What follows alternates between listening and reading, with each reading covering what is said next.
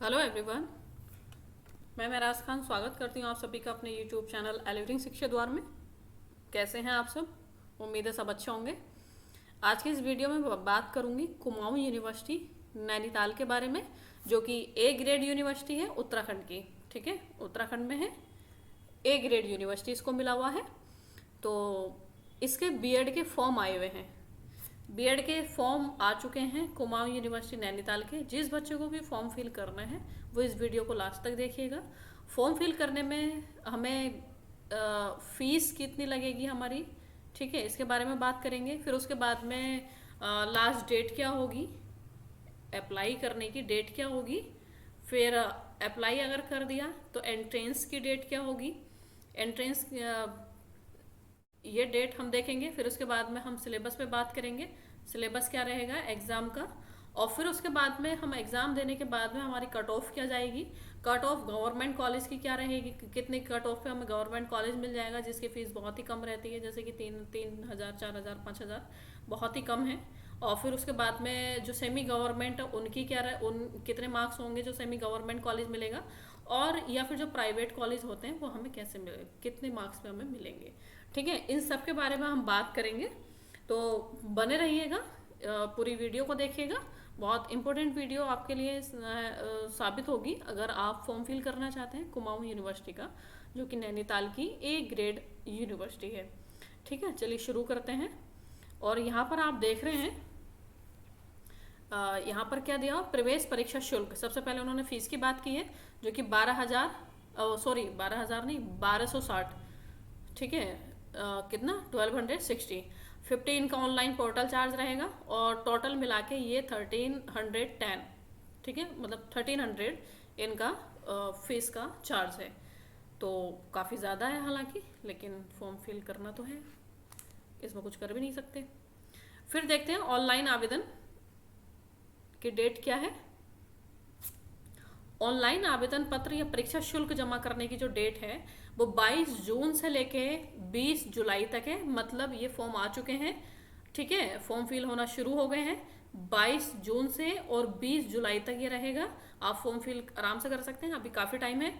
फिर उसके बाद में इन्होंने डेट दे दी है एग्ज़ाम की, जो कि हालांकि मुझे नहीं लगता इस डेट पे एग्ज़ाम होगा, क्योंकि बहुत कम है। 20 तक तो ये फॉर्म ही फिल करा रहे हैं, फिर उसके बाद में 10 दिन के बाद में एग्ज़ाम करा लेंगे। मुझे नहीं लगता ऐसा, है ना। 10 दिन में ही फिर कितने फॉर्म आए हैं, फिर उसके बाद में सेंटर वेंटर ये डिसाइड करने के बाद में पॉसिबल ही नहीं है।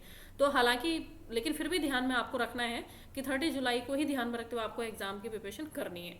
ठीक है,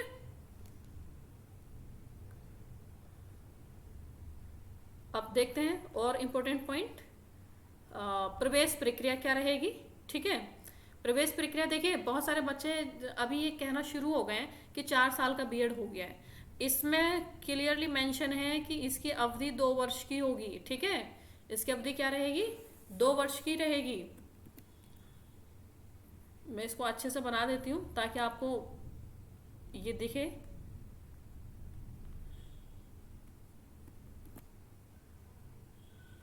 इसकी जो अवधि है वो 2 वर्ष है। ठीक है, चलिए नेक्स्ट पॉइंट हम देखते हैं। जो पात्रता है, मतलब जो एलिजिबिलिटी है वो क्या रहेगी। एलिजिबिलिटी रहने वाली है कि इसमें सामान्य श्रेणी, ठीक है, यहाँ पर दिया है न्यूनतम 50%। क्या होना चाहिए, न्यूनतम 50%। किसका, जो ग्रेजुएशन में, यूजी में, मतलब अंडर ग्रेजुएशन में क्या होना चाहिए, 50%। किसका, जनरल का। ठीक, 49.99% भी नहीं चलेगा, 50% चाहिए इनको।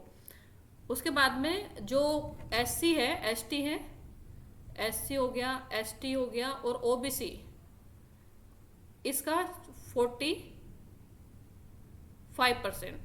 ठीक, 45%। क्लियर,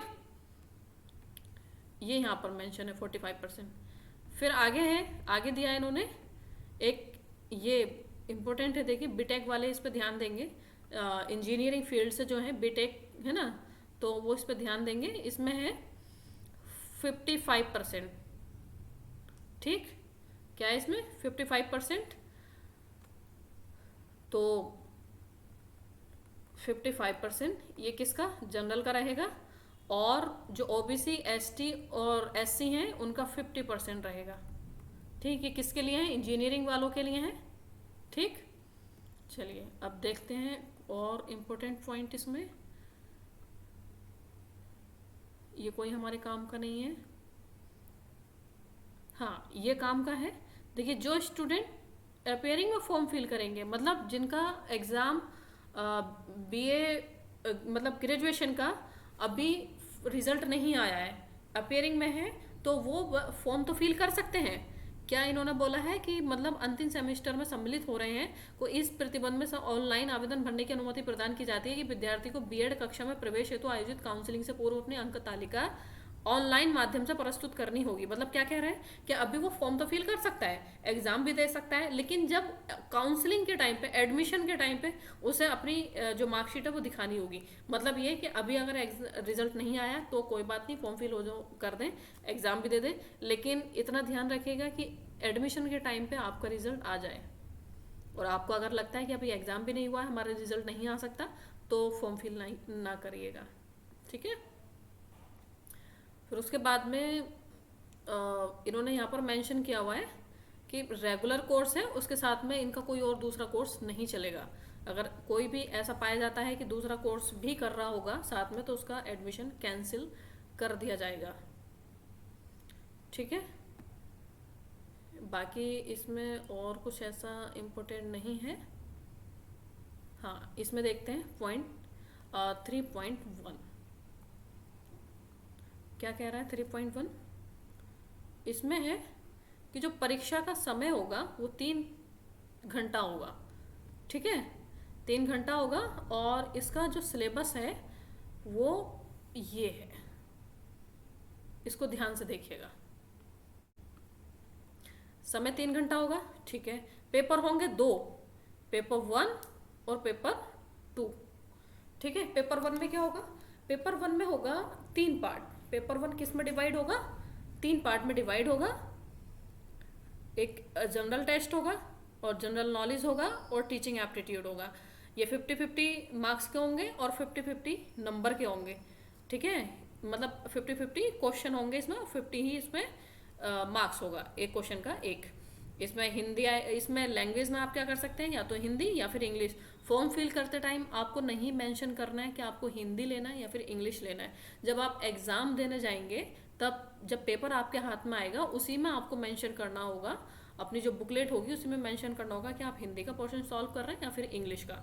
ठीक है, ये 50 क्वेश्चन 50 का होगा, ये मैंने बता दिया। इसके जो मतलब अब यहाँ पर जो टाइम है वो 2 घंटे का है, मतलब 150 क्वेश्चन, और टाइम क्या है 120 मिनट। ठीक, टीचिंग एप्टीट्यूड भी है, जनरल नॉलेज और रीजनिंग भी है, इंग्लिश है या फिर हिंदी है। तो ये देखिएगा, एक क्वेश्चन के लिए 1 मिनट भी नहीं है, तो यहाँ पर थोड़ा टाइम को मैनेज करके चलिएगा। फिर जो सेकंड पार्ट है उसमें ऑप्शनल रहेगा। ऑप्शनल में आप चूज़ कर सकते हैं, इसका टाइम 1 घंटा रहेगा। मतलब यहाँ पर अगर 50 क्वेश्चन है तो 60 मिनट है। ठीक है, सब्जेक्ट से होगा, और इसमें आप चूज़ करेंगे अपना ग्रुप, आर्ट्स ग्रुप से है या फिर कॉमर्स है या फिर साइंस। ठीक है, तो फिर उसके बाद में यहाँ क्या रहेगा कि परीक्षा में सफल होने के लिए सामान्य वर्ग के अभ्यर्थी को परीक्षा में दोनों प्रश्न पत्रों में मिलाकर 40% अर्थात कुल 80 नंबर लाना अनिवार्य होगा। और बाकी जो ओबीसी और एसटी एससी होंगे उनको थोड़ा कम रहेगा ये। अब क्यों ऐसा बोला गया है, इसमें 3 तरह से कॉलेज होते हैं, government college, semi government college और एक प्राइवेट कॉलेज। ठीक है, तो जो गवर्नमेंट कॉलेज होते हैं वो इसमें 2 कॉलेज हैं गवर्नमेंट, और एक कॉलेज में सीट जो है वो 50 है। ठीक, तो दोनों कॉलेज में मिला के सीट होगी 110। ठीक, तो इसमें जो फीस रहती है वो 3000 से लेके 5000 रहती है 1 साल की। बहुत कम फीस है, बहुत कम फीस है, ध्यान से सुनिएगा ये बात। 3000 से लेकर 5000 की 1 साल की फीस रहती है अगर आपको गवर्नमेंट कॉलेज मिलता है तब। और गवर्नमेंट कॉलेज कब मिलेगा, जब आप 200 में से कम से कम 160 प्लस अपना स्कोर करेंगे। ये जनरल कैटेगरी को मैंने ओवरऑल को लेके मैंने बोला है, बाकी का ये कम ज़्यादा हो सकता है, कम ज़्यादा तो नहीं होगा, कम ही जाएगा। SC OBC जो भी ST हैं उनका कम रहेगा, लेकिन ये मैंने ओवरऑल बोला है जनरल वाले को 160 प्लस अगर आप करके आते हैं तो आपको गवर्नमेंट कॉलेज मिल जाएगा और आपका BEd 3000 से लेकर 5000 की फीस में हो जाएगा। फिर उसके बाद में सेमी गवर्नमेंट मिलेगा जिसकी फीस रहेगी 32,000 से 35,000, ठीक है, ये फीस रहेगी। और फिर प्राइवेट कॉलेज की रहेगी। प्राइवेट कॉलेज की 2 कोटा रहते हैं, एक जो है स्टेट कोटा रहता है, ठीक है, एक स्टेट कोटा रहता है और एक रहता है मैनेजमेंट कोटा, ठीक।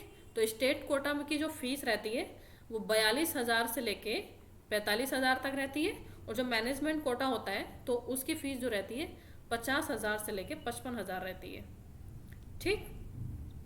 यहाँ आपको प्राइवेट कॉलेज में एडमिशन लेने के लिए इस एंट्रेंस पेपर में 40% लाना अनिवार्य है, ये यहाँ पर बात कही गई है। बाकी गवर्नमेंट कॉलेज आपको 40% में नहीं मिलेगा, सेमी गवर्नमेंट भी आपको 40% में नहीं मिलेगा।